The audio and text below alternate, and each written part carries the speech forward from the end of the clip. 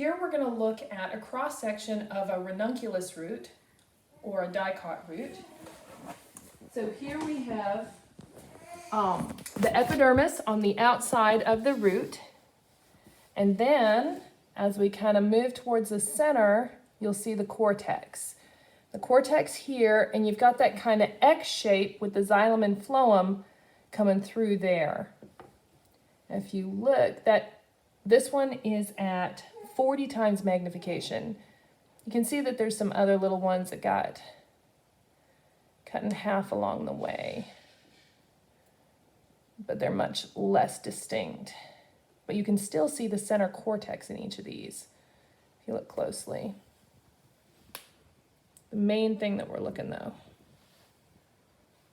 is over here, looking at this large cross section and that center cortex.